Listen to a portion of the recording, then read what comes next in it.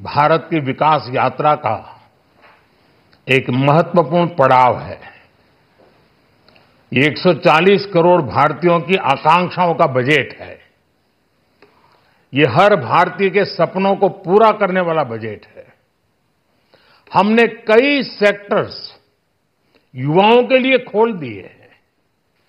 सामान्य नागरिक विकसित भारत के मिशन को ड्राइव करने वाला है। ये बजट एक फोर्स मल्टीप्लायर है। ये बजट सेविंग्स को बढ़ाएगा, इन्वेस्टमेंट को बढ़ाएगा,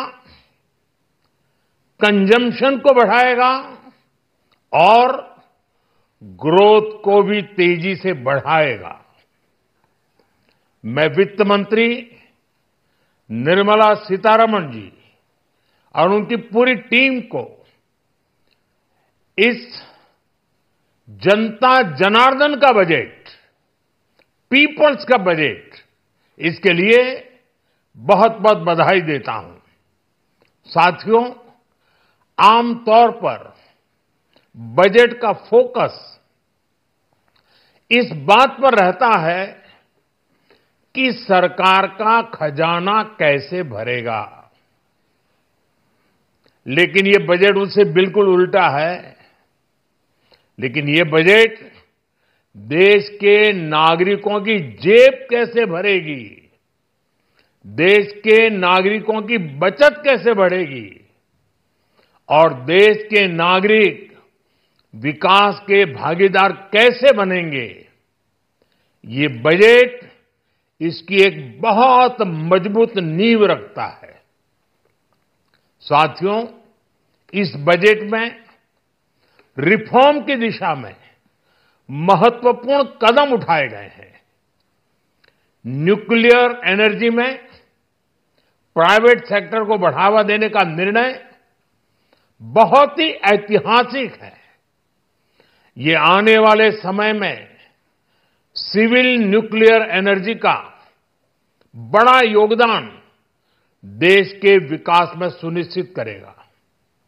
बजट में रोजगार के सभी क्षेत्रों को हर प्रकार से प्राथमिकता दी गई है।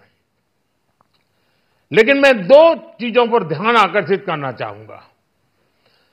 उन रिफॉर्म्स की मैं चर्चा करना चाहूंगा जो आने वाले समय में बहुत बड़ा परिवर्तन लाने वाले हैं। एक, इंफ्रास्ट्रक्चर स्टेटस देने के कारण भारत में बड़े शिप्स के निर्माण को बढ़ावा मिलेगा। आत्मनिर्भर भारत अभियान को गति मिलेगी और हम सब जानते हैं कि शिप बिल्डिंग ये सर्वाधिक रोजगार देने वाला क्षेत्र है। उसी प्रकार से देश में टूरिज्म के लिए बहुत संभावना है। महत्वपूर्ण 50 टूरिस्ट डेस्टिनेशन, वहां पर जो होटल्स बनाएंगे, उस होटल को पहली बार इंफ्रास्ट्रक्चर के दायरे में लाकर टूरिज्म पर बहुत बल दिया है। इससे हॉस्पिटैलिटी सेक्टर को, जो रोजगार का बहुत बड़ा क्षेत्र है, और टूरिज्म जो रोजगार का सबसे बड़ा क्षेत्र है, एक प्रकार से चारों तरफ रोजगार के अवसर पैदा करने वाला एक क्षेत्र को ऊर्जा देने वाला काम करेगा। आज देश विकास भी, विरासत भी, इस मंत्र को लेकर चल रहा है। इस बजट में भी इसके लिए भी बहुत महत्वपूर्ण और ठोस कदम उठाए गए हैं। 1 करोड़ पांडुलिपियों के लिए संरक्षण के लिए, मैन्युस्क्रिप्ट के लिए ज्ञान भारतम मिशन लॉन्च किया गया है। साथ ही भारतीय ज्ञान परंपरा से प्रेरित एक नेशनल डिजिटल रिपोजिटरी बनाई जाएगी। यानी टेक्नोलॉजी का भरपूर उपयोग किया जाएगा और हमारा जो परंपरागत ज्ञान है उसमें से अमृत निचोड़ने का भी काम होगा। साथियों, बजट में किसानों के लिए जो घोषणा हुई है वो कृषि क्षेत्र और समूची ग्रामीण अर्थव्यवस्था में नई क्रांति का आधार बनेगी। पीएम धन धान्य कृषि योजना के तहत 100 जिलों में सिंचाई और इंफ्रास्ट्रक्चर का डेवलपमेंट होगा। किसान क्रेडिट कार्ड की लिमिट 5 लाख तक होने से उन्हें ज्यादा मदद मिलेगी। साथियों, अब इस बजट में 12 लाख रुपए तक की आय को टैक्स से मुक्त कर दिया गया है।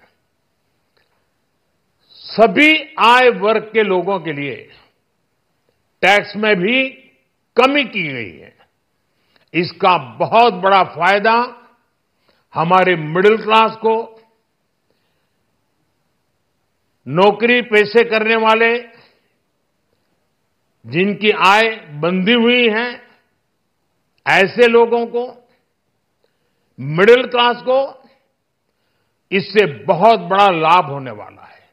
उसी प्रकार से जो नए नए प्रोफेशन में आए हैं, जिनको नए नए जॉब मिले हैं, इनकम टैक्स की ये मुक्ति उनके लिए एक बहुत बड़ा अवसर बन जाएगी।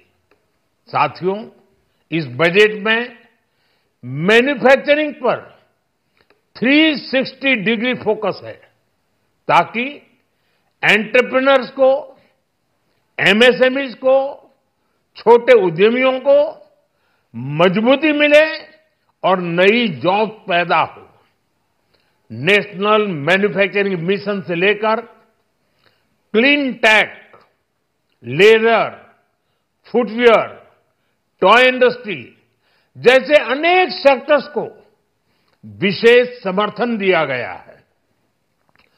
लक्ष्य साफ है कि भारतीय प्रोडक्ट्स ग्लोबल मार्केट में अपनी चमक बिखेर सके। साथियों, राज्यों में इन्वेस्टमेंट का एक वाइब्रेंट कॉम्पिटिटिव माहौल बने, इस पर बजट में विशेष जोर दिया गया है। एमएसएमईज और स्टार्टअप के लिए क्रेडिट गारंटी को दोगुना करने की घोषणा भी हुई है। देश के एससी, एसटी और महिला जो नए उद्यमी बनना चाहते हैं उनको 2 करोड़ रुपए तक के लोन की योजना भी लाई गई है और वो भी बिना गारंटी। इस बजट में न्यू एज इकोनॉमी को ध्यान में रखते हुए गीग वर्कर्स के लिए बहुत बड़ी घोषणा की गई है। पहली बार गीग वर्कर्स का ई श्रम पोर्टल पर रजिस्ट्रेशन किया जाएगा। इसके बाद इन साथियों को स्वास्थ्य सेवा और दूसरी सोशल सिक्योरिटी स्कीम्स का लाभ मिलेगा। ये डिग्निटी ऑफ लेबर, इसके प्रति, श्रम एव जयते के प्रति सरकार के कमिटमेंट को दर्शाता है। रेगुलेटरी रिफॉर्म से लेकर फाइनेंशियल रिफॉर्म्स, जन विश्वास 2.0 जैसे कदमों से मिनिमम गवर्नमेंट और ट्रस्ट बेस्ड गवर्नेंस के हमारे कमिटमेंट को और बल मिलेगा। साथियों, ये बजट न केवल देश की वर्तमान आवश्यकताओं को ध्यान में रखता है बल्कि हमें भविष्य की तैयारी करने में भी मदद करता है।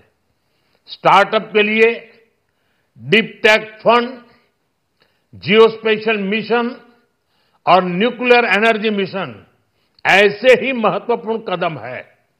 मैं सभी देशवासियों को एक बार फिर इस ऐतिहासिक पीपल्स बजट की बधाई देता हूं और फिर एक बार वित्त मंत्री जी को भी बहुत बहुत बधाई देता हूं। बहुत बहुत धन्यवाद।